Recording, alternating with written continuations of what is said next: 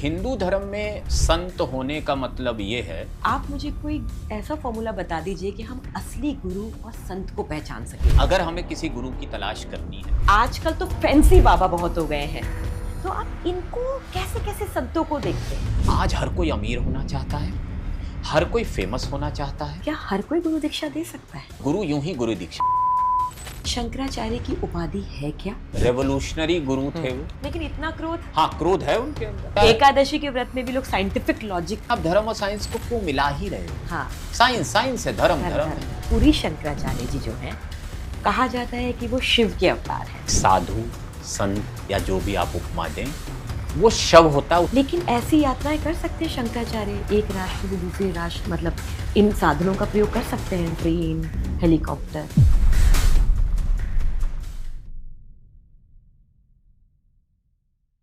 जब अर्जुन कृष्ण से मिले तो महान योद्धा बने, और जब वो द्रोणाचार्य से मिले तो एक महान धनुर्धर कहलाए। वहीं पर भीष्म पितामह जब परशुराम जी से मिले तो उनके ऊपर ऐसी कृपा हुई कि उनके अंदर वो धैर्य आया जिससे उन्होंने भीष्म प्रतिज्ञा ली और ये प्रण महान बन गया। और वहीं अगर हम प्रभु राम की बात करें तो वशिष्ठ जी से जब वो मिले तो उन्होंने राजपाट सीखा, शिक्षा संस्कार सीखा, और वहीं अपनी 14 वर्ष की यात्रा में जब उस वनवास के दौरान वो महर्षि अगस्त्य से मिले तो उन्होंने हृदय स्रोत का पाठ सीखा और रावण को पराजित करने के लिए एक सुंदर संकल्प के साथ अपने गुरु से वो शिक्षा भी ली।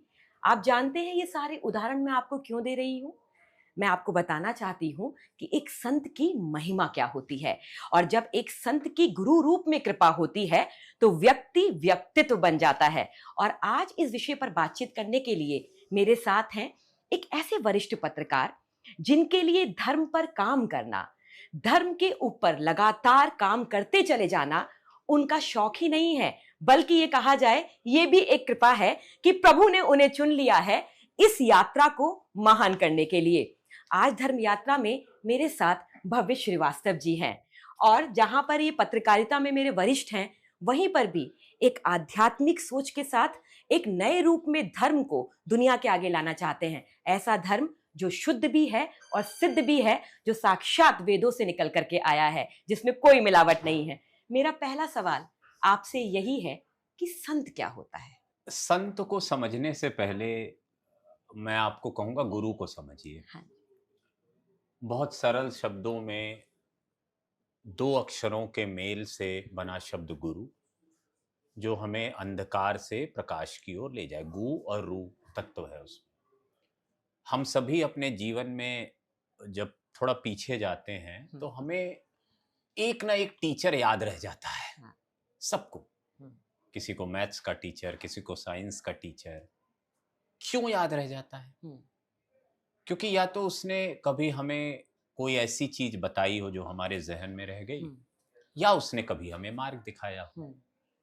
तो अमूमन जो लोग बचपन से परिस्थितिवश, जिज्ञासावश, मजबूरीवश धर्म के मार्ग पे चलना शुरू करते हैं तो भटकते हैं, सभी भटकते हैं। बड़े से बड़े धर्मगुरु से आप चर्चा करेंगे और पूछेंगे कि आपको आपका गुरु कैसे मिला, तो एक सहज जवाब आता है, हमने नहीं ढूंढा, गुरु ने हमें ढूंढ लिया। हाँ। लेकिन इस चेले की यात्रा में वो कई गुरु बदलता है। हाँ। तो जब वो सही गुरु के पास पहुंचता है और गुरु भी उसे पहचान लेता है, जैसा कि कई धर्मों में कहा जाता है कि जब उनका कोई गुरु मरता है तो चिन्ह छोड़े जाते हैं। तो हिंदू धर्म में संत होने का मतलब ये है कि जो मार्ग दिखाए, जो अंधकार से आपको प्रकाश की ओर ले जाए, जो आपके जीवन में कोई ऐसी अनुभूति प्रकट कर दे जिसकी आपने कभी अपेक्षा ना की हो, या अपेक्षा की हो तो आपको पता ना हो कि ये मिलेगा कैसे। जैसे परमात्मा तत्व की बात करते हैं हम, बहुत सारे शक्तिपातों की बात करते हैं, सिद्धियों की बात करते हैं, चमत्कारों की बात करते हैं, क्योंकि धर्म के आवरण में चमत्कार बहुत गहरे से गुथा हुआ है। हाँ। और उसने कहीं ना कहीं मानव को ना विवश किया है कि वो धर्म को बड़ी चीज माने। समाज में नैतिक आचरण की स्थापना से लेकर, जो कि समाज के सभी वरिष्ठों का कर्तव्य रहा, चाहे राजा रहा हो, चाहे द्वारपालक रहा हो, और चाहे संत रहे। तो संत के निर्माण की जो प्रक्रिया है शुरू तो समाज से ही होती है। कुछ ऐसे लोग जो अपने आप को जागृत अवस्था में पहुंचाने का साहस या परिश्रम करते हैं, क्योंकि वो एक यात्रा है, कोई यूं ही संत नहीं बन जाता है। हमारे हिंदू धर्म में बहुत सारे बालक संतों की भी चर्चा की जाती है, अष्टावक्र जी से लेकर और तमाम लोगों तक। लेकिन उनके लिए भी हम ये मानते हैं कि पिछले जन्म में ऐसा हुआ, वो किसी साधु के आशीर्वाद से, ऋषि पत्नी के कोख से इस तरह से जन्मे। तो संत की व्याख्या थोड़ी विस्तृत है। 100% आज जिस तरह हम संतों को देखते हैं वो संत हैं या नहीं है, इस पे बड़ा प्रश्न चिन्ह है, स्पष्ट कह रहा हूं। लेकिन हाँ, संत वर्ड बड़ा है और संत एक प्रकृति या प्रवृत्ति दोनों है। हाँ। हम अपने समाज में आसपास कहते हैं ये संत प्रवृत्ति के व्यक्ति है। हाँ। यानी इतना सीधा होना, कोयला इतना सरल होना, हाँ। सपाट रेखा की तरह होना कि हम उसे देखते ही समझ जाएं। और भगवान ने चूंकि हमें इंट्यूशन, कॉन्शियस, ये सारी चीजें दी हुई है, विवेक भी दिया है, चैतन्यता भी दी हुई है कि हम व्यक्ति को देख के समझ जाए नहीं ये कोई विलक्षण व्यक्ति है।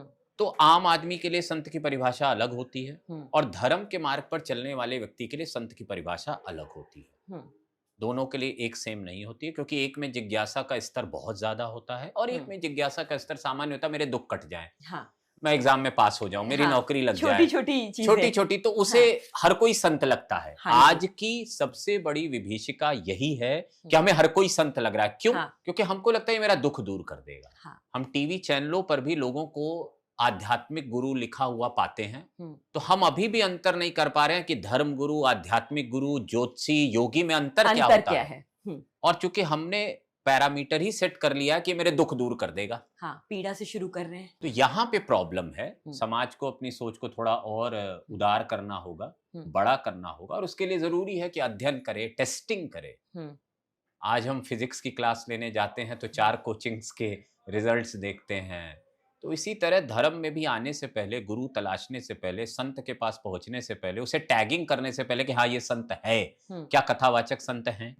बिल्कुल हैं। बहुत सारे ऐसे कथावाचक हैं जो संत श्रेणी में आते हैं, जिनका जीवन निर्लिप्त है, जो किसी मोह माया से नहीं बंधे हुए हैं, जो ऐसे बहुत सारे कार्य कर रहे हैं जो संत की कैटेगरी में आता है।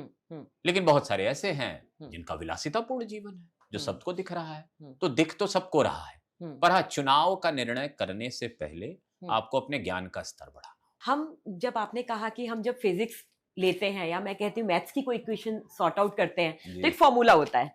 आप मुझे कोई ऐसा फॉर्मूला बता दीजिए कि हम असली गुरु और संत को पहचान सके, क्योंकि आम आदमी जो है ना वो अपनी छोटी छोटी समस्याओं से जुड़ जाता है, उसे पता ही नहीं चलता कि सामने वाला व्यक्ति पाखंड कर रहा है, तमाशा कर रहा है या चमत्कार दिखा करके धन की गाथा सुना रहा है। तो ऐसा कुछ बताइए ना कि हम गुरु की महिमा को कैसे पहचानें। देखिए, पहली चीज जब हम मंदिर जाते हैं ना तो हमें अनुभूति होती है। वो अनुभूति बहुत सारे फैक्टर्स के कारण होती है।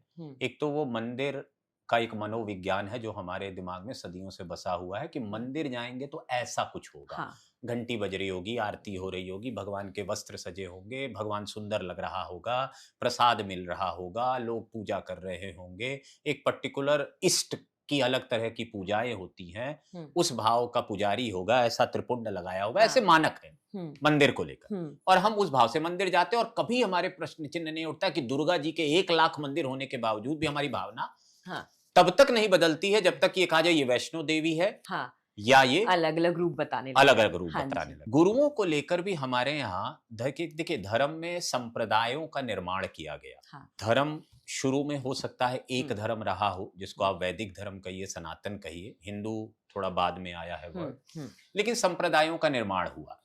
शुरू में जिन 5 देवताओं की स्तुति की बात वेदों में कही गई है, ठीक है, उनकी स्तुति से चीजें शुरू होती हैं और बाद में उन्हीं को लेकर शैव, वैष्णव और शाक्त संप्रदायों का निर्माण हो जाता है।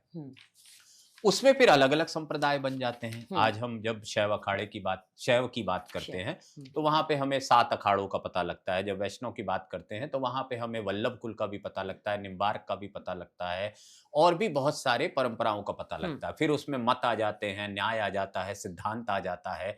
तो धर्म धीरे धीरे क्या हो रहा है ना, बरगद की तरह फैल रहा है। जैसे बरगद की नीचे जड़ी फैली हुई है, ऊपर भी वो फैल रहा है।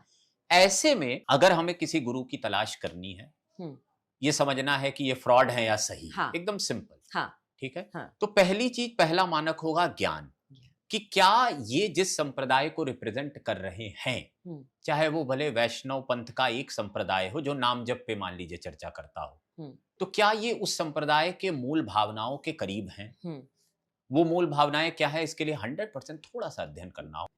पतंजलि ने एक ग्रंथ लिखा है योग सूत्र। योग सूत्र का तीसरा जो खंड है उसमें एक विभूतिपाद चैप्टर है, 56 मंत्र हैं, 56।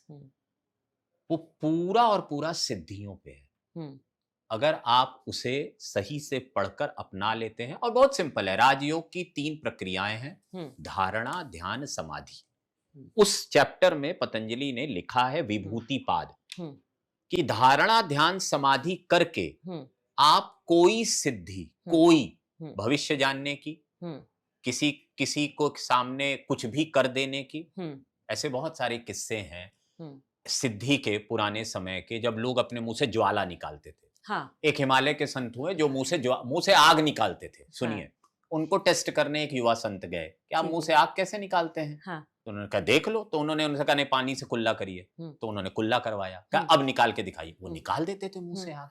अब उनकी जिज्ञासा बढ़ी, तो वो अपने मास्टर के पास गए, कहे अब आपसे अच्छा तो वो है, वो तो मुंह से आग निकाल देता है। कहे कौन है ये? कहे वो बहुत ऊपर हिमालय में रहते हैं। कहे चलो मुझे ले चलो। तो वो अपने मास्टर को पकड़ के ले गए उसके पास। उसके मास्टर जब उनके पास पहुंचा तो वो उनके चरणों में गिर गया कि मास्टर, कहे तू भाग गया था 2 साल पहले आश्रम से, और तू यहाँ आके क्या कर रहा है? हाँ। कह रहा मैंने आग सिद्ध कर लिया है, मुंह से आग निकाल लेता हूँ। तो कहे जो एक काम एक माचिस कर सकती है वो तू अगर 2 साल में सीख के आ रहा है तो हाँ। क्या उपलब्धि है? जैसे पानी पे चलना, एक किस्सा बड़ा मशहूर है सोशल मीडिया पे, कि कोई संत पानी पे चलने का चमत्कार दिखाते थे। हाँ, तो जो काम 20 पैसे में नाव से पार किया जा सकता है, तो सिद्धियों को बहुत ही निचले स्तर पे माना जाता है। हाँ, धर्म में आजकल बहुत ब्रांडेड बाबा हो गए। मैं ये शब्द आपसे कहूंगी और माफी भी चाहूंगी कि आजकल वो मंचों पे बैठकर, पहले ये नियम था जैसे अभी आपने शुरू में बात की, अलग तरीके, हर संप्रदाय का एक तिलक है, अपना वेशभूषा है, अपने रंग है। आजकल तो फैंसी बाबा बहुत हो गए हैं। तो आप इनको कैसे कैसे संतों को देखते हैं? तो एक तो संत शब्द की व्याख्या थोड़ा सा हमने शुरू में डिस्कस की है। मुझे नहीं लगता है कि जितने भी ब्रांडेड बाबा आप जो कह रही हैं, आपके ब्रांड की व्याख्या है कि वो सोशल मीडिया पे बहुत लोकप्रिय हैं। रील वील बनाते हैं, फोटो वोटो खींचते हैं, कभी 2 लाख का चश्मा पहन लेते हैं, लुक एंड फील उनका अलग है, लुक एंड फील अलग है, और उनके पास अपने बचाव की व्याख्याएं हैं। हाँ, कि भाई ये तो भक्त ने दिया है। मेरा ये मानना है कि देखिए, धर्म ना कोई ये कप नहीं है। हाँ। इस चीज को समझिएगा। धर्म ना व्यक्तियों के, अगर 5000 साल से कोई धर्म चल रहा है तो इसका मतलब है कि उसमें बहुत सारे जीवित तत्व है। एक तो इवॉल्व हो रहा है, इवॉल्विंग प्रोसेस है। तो जब जब समाज की जैसी जैसी लालसाएं होती है, आज हर कोई अमीर होना चाहता है, हर कोई फेमस होना चाहता है, हर कोई को लग रहा है कि पैसा मेरे खाते में 1 करोड़ रुपए आ जाए तो यार मेरा जीवन कट जाए। इतना सरल कर लिया है हमने, 1 करोड़ आ जाए। तो उसको शॉर्टकट्स बहुत सारे अपना रहा है, बाबाओं के पास जा रहा है, कोई पर्चा लिखा रहा है, कोई कुछ पूछ रहा है। तो बाबाओं के साथ दिक्कत क्या है कि जब जब जैसी जैसी समाज डिमांड करता है ना, वैसी वैसी सप्लाई करता है धर्म। वैसे अपडेट होते हैं, वैसे वैसे अपडेट होंगे। आज अगर इतना शॉर्टकट सबको चाहिए तो शॉर्टकट में बाबा भी बन रहे, 2 साल में बाबा खड़ा हो जा रहा है, फेमस हो जा रहा है। हालांकि ये अलग बात है कि सबकी अपनी परंपराएं हैं। तो मेरा ये मानना है धर्म का ना एक बड़ा ही गजब सिस्टम है। यहाँ अत्याचारी को उसी का शिष्य मार देता है। कोई भी अत्याचारी जो आज जेल में है या जिसके ऊपर कानूनी प्रक्रियाएं हुई हैं, उसको किसी और ने नहीं मारा, उसको अपने शिष्य ने मार दिया, क्योंकि उस शिष्य की आस्था उसने ब्रेक की थी बुरी तरह। और कोई भी व्यक्ति जो बहुत लोकप्रिय हो रहा है और हमें लग रहा है बस यही धर्म का पर्याय है, ऐसा है नहीं। बहुत आराम से धीरे धीरे धीरे धीरे सिस्टम से बाहर हो जाता है। पर हाँ, एक अच्छी चीज है इन सारे युवा धर्म गुरुओं में कि ये अपने बड़ों की इज्जत करते हैं, उनके चरणों में बैठते हैं। ये ध्यान दीजिएगा। हाँ। ये सारे धर्मगुरु इस चीज को समझते हैं कि अगर गुरु कृपा नहीं रही, अगर बड़े गुरु हमको अडॉप्ट नहीं किए तो हम बहुत ज्यादा नहीं चल पाएंगे।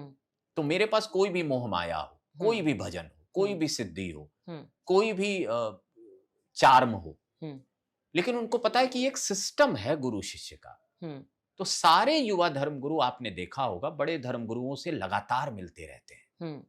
हाँ, लगातार आशीर्वाद अपनी कथाओं में। अब सोशल मीडिया के हिसाब से सोचा अच्छा कोलैबोरेट करने के लिए मिलते होंगे, हाँ, मतलब एकदम ऐसे ही हाँ, सोचते हैं लोग। हाँ, नहीं, हाँ। शुरू में युवा धर्म गुरु तलाशते थे गुरु।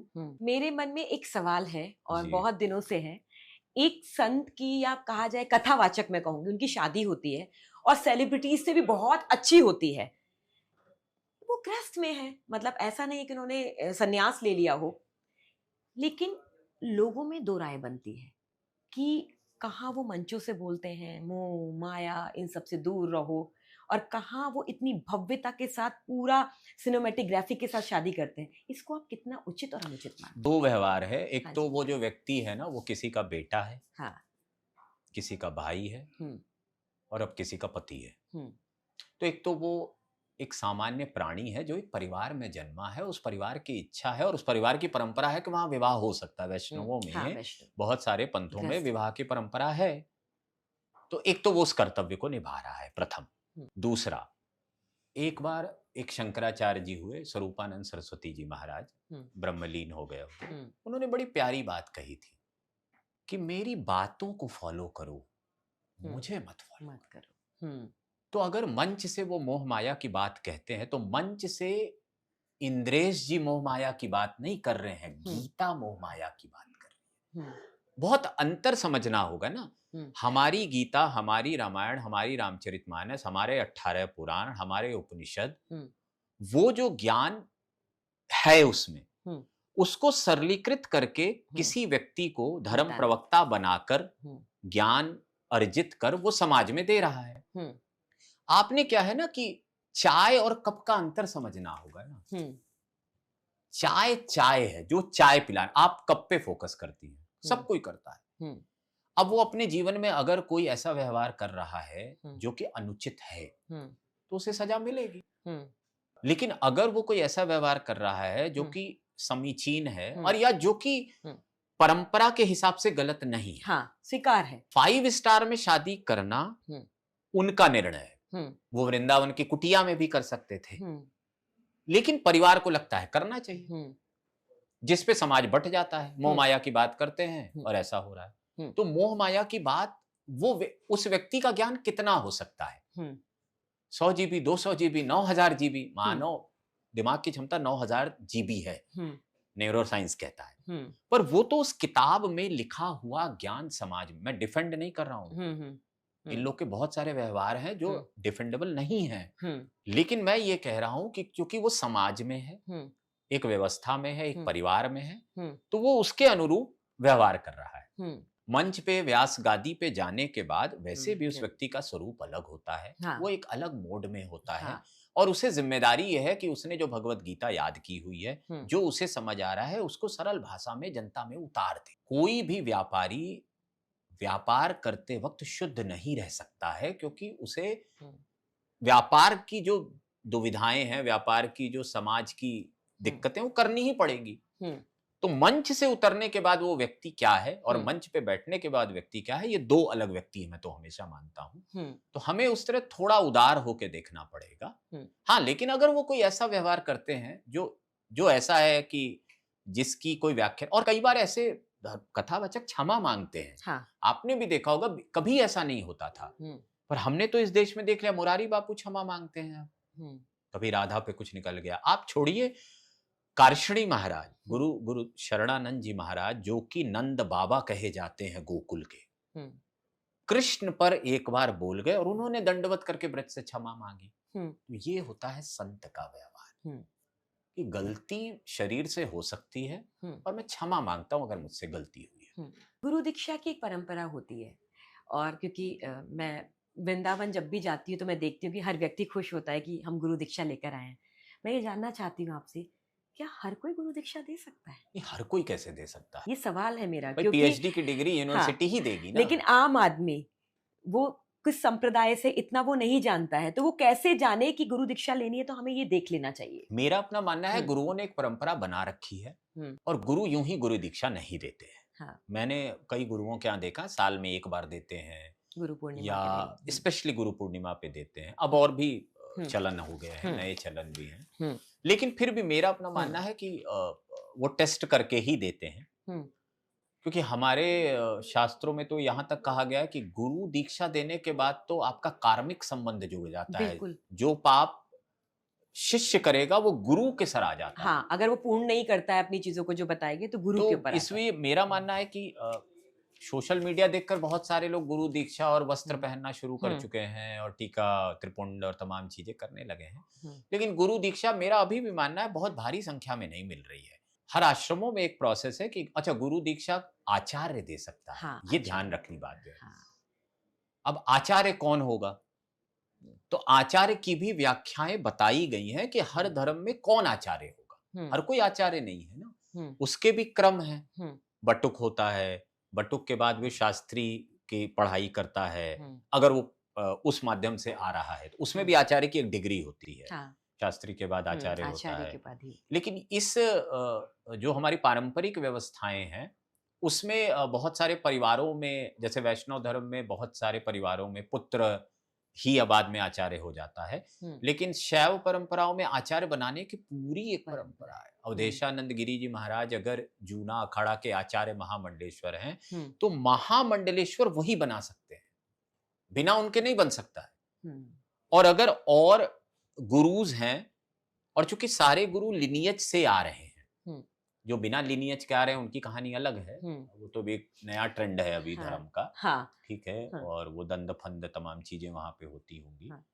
लेकिन जो परंपराओं से आ रहे हैं वो आचार्य है, और आचार्य ही दीक्षा दे सकता है। और दीक्षा की बड़ी मर्यादाएं हैं, दीक्षा के बड़े क्रम हैं, दीक्षा के बाद बहुत सारे नियम हैं। तो मुझे नहीं लगता है कि भले दीक्षा को लेकर बहुत सारे लोग उत्साहित होते हैं, हाँ जी, लेकिन दीक्षा लेने के बाद भी बहुत सारे लोग उसे निभा नहीं पाते, पालन नहीं कर पाते हैं। पालन नहीं कर पाते। मतलब हम तो व्रत भी इसलिए रहने लगे हैं कि हेल्थ सही होगी। हाँ, एकादशी का व्रत आप कह रहे हैं। हाँ, मतलब अब तो हम क्या, एकादशी के व्रत में भी लोग साइंटिफिक लॉजिक, तो वही है ना कि आप धर्म को, मेरा तो मानना है आप धर्म और साइंस को क्यों मिला ही रहे हो। साइंस साइंस है, धर्म धर्म है। अब यही है कि यहाँ पे आपका ज्ञान बड़ा मैटर करता है और थोड़ा सा अध्ययन बहुत जरूरी है। क्योंकि धीरे धीरे क्या हो रहा है, समाज में हर कोई अपने आप को धार्मिक समझने लगा है, हर कोई धर्म करना चाह रहा है, हर कोई रील और सेल्फी खिंचाना चाह रहा है केदारनाथ और अयोध्या जाकर, और दान करते हुए बताना चाह रहा है, जताना चाह रहा है कि मैं यहाँ दान कर रहा हूँ। तो ये सब थोड़ी अलग प्रवृत्तियां हैं। अब धर्म के अनुसार क्या कलयुग का असर है, लेकिन बहुत साइंटिफिक होके भी आप सोचें या रैशनल होके बहुत आप सोचें, तो लोगों को ना अब हर चीज करके अपना शेयर पाना है कि मैंने ये किया, मुझे पुण्य मिलना चाहिए। मतलब तो ये है कि शीशा गिरा के 10 रुपया भिखारी को देते हैं तो लगता है 10 रुपए का पुण्य खरीद लिया। ऐसा भाव, अभी 20 साल पीछे चले जाइए, इसी देश में आश्रमों में लोगों ने अपनी माताजी के नाम, पिताजी के नाम बिल्कुल कमरे बनवाए हैं। अभी भी इसी देश में प्याऊस बनाए हैं, इसी देश में बड़े बड़े उद्योगपतियों ने मंदिर बनवाए हैं, लेकिन वो भाव नहीं था। और गुरुओं को इनकी जरूरत इसलिए पड़ी थी क्योंकि गुरुओं को व्यवस्थाएं देनी थी अपने भक्तों को, सत्संग हॉल बनवाने थे, कमरे बनवाने थे, तो उन्होंने आग्रह किया अपने भक्तों के, भाई 10 कमरे बनवाने हैं। तो पहले लोग सहज भाव में अपने जीवन में कमाते थे तो दशांश या दान करते दे देते, वो नियम भी था। अब क्या है, मांगने की एक संस्कृति आ गई है, जिसके कारण बहुत सारे धर्म गुरु पट्टी चलाकर मांग रहे हैं, जो कि नितांत गलत है। गौ सेवा भीख मांगकर थोड़ी ना की जाती है, एडवर्टाइजमेंट चलते हैं, नहीं चलने चाहिए। क्योंकि दिक्कत क्या है ना कि गौ सेवा के बारे में बहुत कुछ कहा गया है कि गौ सेवा करने वाले को उस पैसे का एक अंश भी नहीं खाना चाहिए, पाप पड़ता है।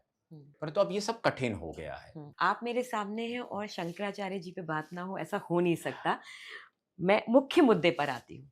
आप मुझे बहुत सरलता से बताइए और ऐसे सब बताइए कि जैसे कोई बच्चों को बताता है, शंकराचार्य की उपाधि है क्या, और ये किस तरीके से इसके अर्थ की व्याख्या की जा सकती है। तो हम अपने बच्चों को ये बताते हैं ना कि हिंदू धर्म 5000 वर्ष पुराना है।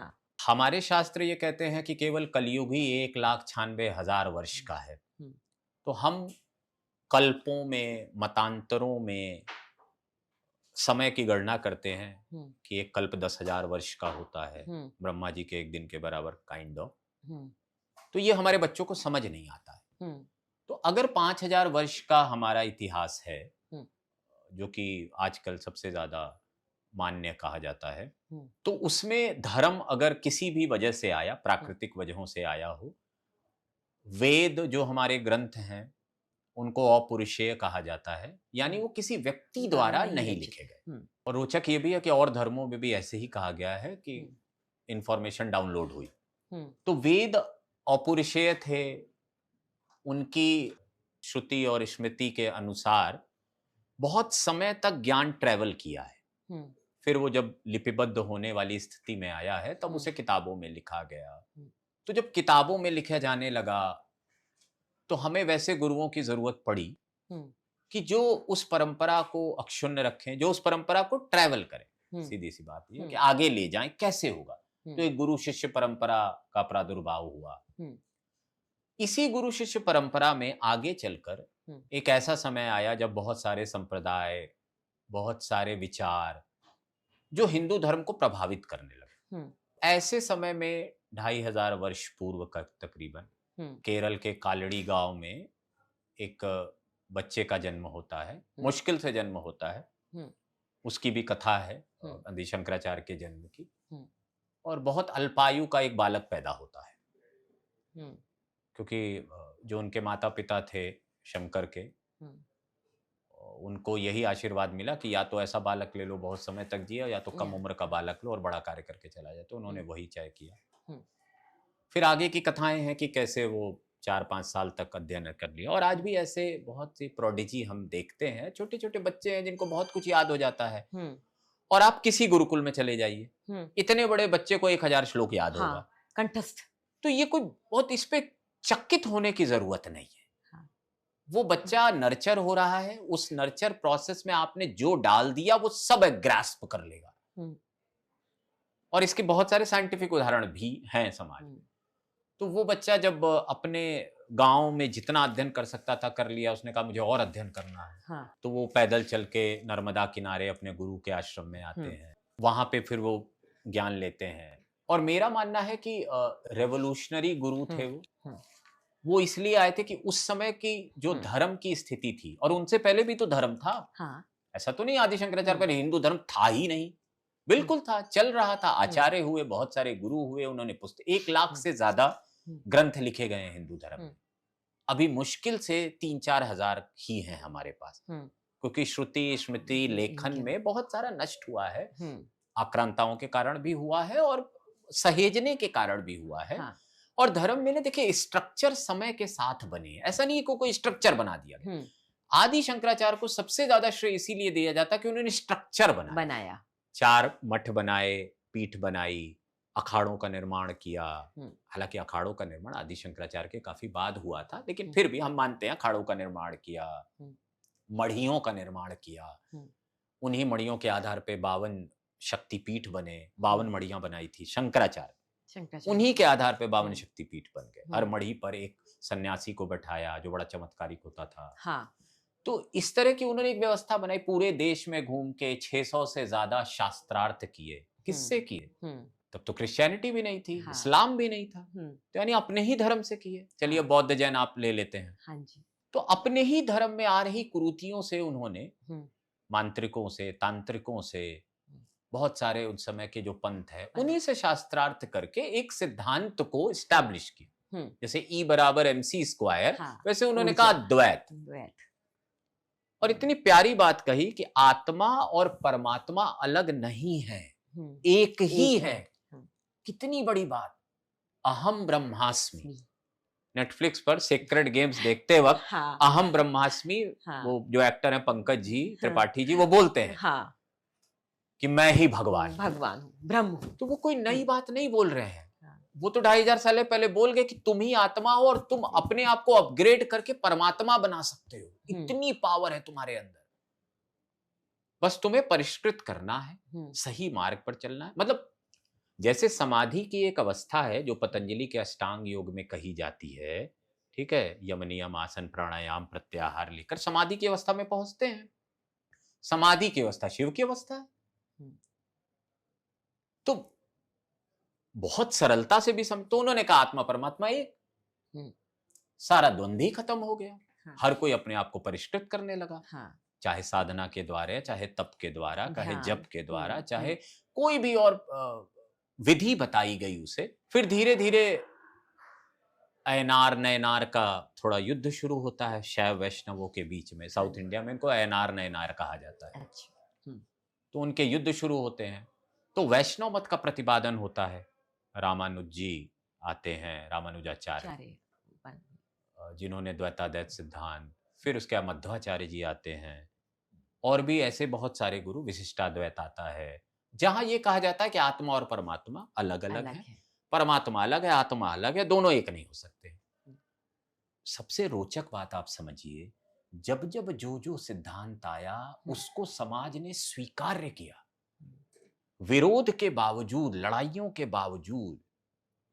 30 साल पहले तक कुंभ में हजारों साधु मर जाते थे लड़के, हाँ। परंतु उन्होंने सिद्धांतों को अपनाया, हम्म। उन सिद्धांतों के अनुकूल संस्थाएं बनाई, उनका संरक्षण किया, देवताओं से उनको जोड़ा, हर जगह की एक यूनिकनेस बनाई। पुरी पुरी के विष्णु अलग हैं, तिरुपति के विष्णु अलग हैं, परंपराएं अलग हैं, केदारनाथ के शिव अलग हैं। मतलब शिव का एक रूप हम शिवलिंग मान लेते हैं, आप 12 शिवलिंग घूम लीजिए, 12 रूप दिख जाते हैं। अरे कहीं छेद में जाना है, कहीं छोटे हैं, कहीं बड़े हैं। तो ये सब इतनी इतनी डाइवर्सिटी, और लोगों को ये डाइवर्सिटी नहीं समझ आ रही है। इष्ट बनाना कोई दिक्कत क्या, आप इष्ट बनाइए कि भाई मैं शिव जी को पूजूंगा, पूजिए, परंतु इससे विष्णु जी नाराज थोड़ी ना हो जा रहे हैं तुमसे। लोग लेकिन कहीं ना कहीं डर काम कर रहा है। तो डर, मेरा मानना है ना, डर ही अज्ञानता है। कि आपने जब जाना ही नहीं कि भाई हमारे यहाँ पंच भगवानों या पंच इष्टों की पूजा का विधान है, और आप आराम से एक की ही पूजा कर लीजिए, कोई दिक्कत नहीं है। 33 करोड़ को हम 33 कोटि पे ले आए हैं, तो अभी आगे चल के कोई और नई व्याख्या आ जाएगी। और देखिए समाज सबको एक्सेप्ट करता जा रहा है, कोई नया संत आता है उसको भी एक्सेप्ट कर देता, कोई नया भगवान आता उसे भी एक्सेप्ट कर लेता है ये समाज। इतनी बड़ी उपाधि और आसानी से आदि शंकराचार्य का पद और शंकराचार्य का पद नहीं मिलता। आप मुझे बताइए कि राजनीति की बात करना, सरकार से लड़ाई करना, उस स्तर पर उतर कर आ जाना, क्या ये सही है? तो आप सीधे कहिए ना, अविमुक्तेश्वरानंद जी ये क्यों करते हैं? तो मैं ये चाहती हूँ, ऐसा क्यों करते हैं वो? हाँ सीधी बात है भाई। चाणक्य ने क्या किया था? एक राजा से बैर लेना, उस राजा के विरुद्ध किसी को खड़ा करना, चंद्रगुप्त मौर्य बताना, ये क्या राजनीति या धर्म है? मैं ये नहीं कह रहा हूं कि कोई निरंकुश राजा है जिसके खिलाफ वो कार्य करे, नहीं। मेरी बात समझिए, समाज में जिस तरह की परिस्थितियां होंगी उसी में धर्मगुरु को काम करना है। आप उनसे ये अपेक्षा नहीं कर सकते। और मैं एक व्यक्ति की बात नहीं कर रहा हूं, आप निश्चलानंद सरस्वती जी की बात कर लीजिए, आप विदुशेखर जी की बात कर लीजिए, सब शंकराचार्य महाराज जी हैं, या सदानंद सरस्वती जी की बात कर लीजिए, वो समाज में एक बनाई हुई परिस्थिति में काम कर रहे हैं। या तो इग्नोर कर दें और हिमालय चले जाएं, और नहीं तो गौ हत्या की बात करें। और उन्हें और क्या मैंडेट है? उनका मैंडेट है कि गौ हत्या रुकवानी है, वेदों का प्रसार करना है, धर्म के लिए काम करना है। सरकार का भी यही मैंडेट है इस समय तो। लेकिन इतना क्रोध, हाँ क्रोध है उनके अंदर। हाँ ये मैं आपसे सवाल है, इतना क्रोध। एक मेरी परिचिता है, बड़ी इंटरेस्टिंग बात उन्होंने कही, कोटा में रहती है माता नीति अम्मा, उनका नाम लेना चाहूंगा आदर के साथ। उन्होंने कहा बेटा, एक समय शंकराचार्य जब अपना दंड लेकर चलता था ना, तो 100 किलोमीटर में ना स्तंभन हो जाता था, इतना पावरफुल दंड होता था उसका। यूरेनियम, उस दंड पे समझो यूरेनियम लगा हुआ है, और वो जब चलता था ना 100 किलोमीटर में किसी को बुरे विचार ही नहीं आते थे। तो आज भी मैं स्पष्ट कर दूं, बहुत सारे लोग हमें ऐसे मिलते हैं जिनका ऑरा ऐसा होता है कि उनके साथ उतनी देर रह के ना हमें कोई भी उलझन सी नहीं होती। कुछ लोग मिलते उलझन ही हो जाती है, कहते हैं ना नेगेटिव एनर्जी आ गई, नेगेटिव एनर्जी, हम तुरंत ऑरा महसूस करते हैं। तो मेरा कहना है कि देखिए, शंकराचार्य पद जो है उसकी एक मर्यादा है। गुस्सा आता है, वो उनका स्वभाव है। क्यों आता है वो तो मैं नहीं जानता। लेकिन एक चीज मानी जाती है ना, आपने भी बचपन में सुना होगा कि जो इस प्रवृत्ति के लोग होते हैं वो शांत होते हैं, मौन होते हैं। मेरा नहीं मानना है। दुर्वासा शांत थे क्या? नहीं, जबरदस्ती के हमने गढ़ रखी है। एक तो हम अपने ही इतिहास को नहीं देखते हैं। 1000 धर्मगुरु ऐसे मिलेंगे आपको, ऋषि, जो इतना गुस्सा करते थे कि देवता सामने नहीं पड़ते थे, और फिर हम कहते हैं उनको गुस्सा क्यों आता है। लेकिन ऐसी यात्राएं कर सकते हैं शंकराचार्य, एक राष्ट्र से दूसरे राष्ट्र, मतलब इन साधनों का प्रयोग कर सकते हैं, ट्रेन, हेलीकॉप्टर, देखिए कैनन। शंकराचार्य को मूल ये दिया गया हाँ। कि आपको धर्म प्रचार करना है, आपको अच्छा। धर्म की स्थापना करनी है, हाँ, तो यात्रा तो उन्हें करनी है। ठीक। मठान में आए जो एक ग्रंथ है जो हाँ उनके जी। अनुशासन के लिए लिखा गया है, उसमें ये कहा गया शुरू में कि हुँ। वो 100 कोस की यात्रा अपने मठ के हाँ, आसपास कर सकते हैं। हाँ। लेकिन बाद में 100 कोस आप समझिए 2500 साल पहले लिखा गया। हुँ। तो उन्होंने अपनी यात्राओं का दायरा बढ़ाया और आज भी पूरी शंकराचार्य, बद्रीनाथ के शंकराचार्य, द्वारका शंकराचार्य और भारतीय तीर्थ जी, श्रृंगेरी मठ के शंकराचार्य स्वयं उतनी यात्रा नहीं करते, पर उनके जो अब उत्तराधिकारी विधुशेखर जी हैं, वो खूब यात्राएं कर रहे हैं, तो यात्रा तो कर सकते हैं, अच्छा। कोई निषेध नहीं है। हुँ। समुद्र नहीं लांघ सकते, विदेश की यात्राएं नहीं कर सकते। हुँ। तो मुझे अभी भी याद है कनाडा में श्रृंगेरी शंकराचार्य जी का एक बहुत बड़ा मंदिर बना। हुँ। मैं उस समय एक न्यूज़ चैनल में होता था हुँ। और हमने उसे बहुत अच्छे से कवर किया था। हुँ। तो उनका बड़ा आग्रह था, इतना बड़ा मंदिर आप आइए, कहे नहीं, हुँ। मैं समुद्र नहीं लांघ सकता हूँ। हुँ। लेकिन हुँ। अब ऐसे भी उदाहरण रहे हैं जब शंकराचार्य समुद्र लांघ गए। लांग गए। पूरी ही पीठ के एक शंकराचार्य हुए हाँ। जो कि वैदिक गणित के बहुत बड़े जानकार। मैंने जो सुना है कि पुरी शंकराचार्य जी जो हैं, कहा जाता है कि वो शिव के अवतार हैं। तो मेरी जिज्ञासा है और मुझे लगता है दर्शकों की भी जिज्ञासा होगी, क्या? तो मैं ऐसे समझता हूँ कि मैं 2006 या 7 में पहली बार पुरी शंकराचार्य जी के दर्शन हाँ। करने गया। हाँ। मैंने हाथ बढ़ाया उनका पाँव छूने के लिए, उन्होंने पाँव पीछे खींच लिए। अच्छा। मैं दूसरी बार कुछ समय बाद गया, हाँ। मैंने फिर पाँव हाथ बढ़ाया, उन्होंने पाँव पीछे खींच लिए। अब मैं पत्रकार, हाँ, तो मेरा अहंकार जगा। बिल्कुल। तो मैंने कहा महाराज जी मैं आपके पाँव छूता हूँ, पाँव ही नहीं छूने देते हैं। हाँ। तो उन्होंने इतना प्यारा उत्तर दिया। हुँ। उन्होंने कहा शव को छूते हो? कहे हम शव हैं, शव को छुआ नहीं जाता है। इतने वृद्ध होने के बावजूद भी आप आज का वीडियो उठा के देख लिए, शंकराचार्य जी अपने मंच से जब उतरते हैं तो कोई उन्हें सहारा नहीं नहीं, देता है, स्पर्श नहीं कर। पकड़ पकड़ के उतरते हैं। उनका ये कहना है कि साधु, संत या जो भी आप उपमा दें, वो शव होता है, उसके अंदर कोई भी राग, द्वेष, लोभ, मोह, माया नहीं होती है। हुँ। वो शरीर खत्म हो चुका है। हुँ। और एक ऐसा व्यक्ति जिसके अंदर कोई भी राग, द्वेष, मोह, माया समाधि की अवस्था में है, तो ठीक है वो शिव हो सकते हैं। हुँ। अब शिव की अलग अलग व्याख्याएं हैं। हुँ। तो शंकराचार्य की परंपरा में है हर दिन उन्हें चंद्रमौलीश्वर भगवान की हर दिन 2 बार पूजा करनी है, उनकी पूरे का अनुशासन होता है। हुँ। बहुत सरल हैं, ट्रेन से चलते हैं, हवाई जहाज से इसलिए नहीं चलते हैं क्योंकि उनका इस दंड जो है वो स्कैन नहीं स्कैन। होना चाहिए, या चंद्रमौलीश्वर स्कैन नहीं होना चाहिए। हुँ। तो आज भी वो उसी तरह सरलता से स्टेशन पे उतरते हैं, पैदल चलते हैं। और बहुत सारे लोग कुछ भी कह सकते हैं, पर उन्होंने संतत्व की सरलता को स्थापित किया है हुँ। और वो बहुत ही बेबाकी से हुँ।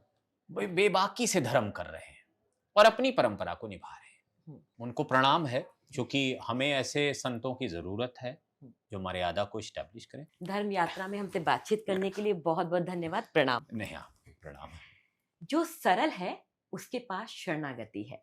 जहाँ पाखंड है, वहाँ धर्म नहीं होता।